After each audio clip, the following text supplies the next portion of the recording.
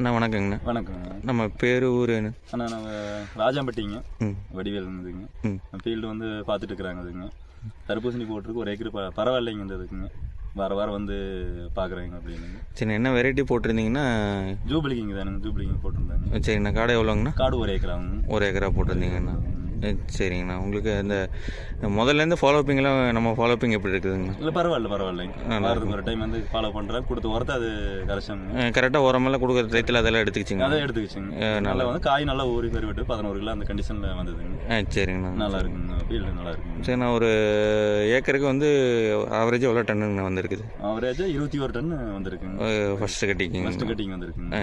சரிங்கண்ணா. ஒரு காய் அந்த எக்ஸ்போர்ட் குவாலிட்டி எவ்வளோக்கு இருக்குங்கண்ணா? குவாலிட்டியாக இருக்குதுங்க. எவரையும் பார்த்துட்டு சொன்னாங்க. டேஸ்ட்டுங்கண்ணா, உள்ள கலரு எல்லாமே நல்லா இருக்குங்க.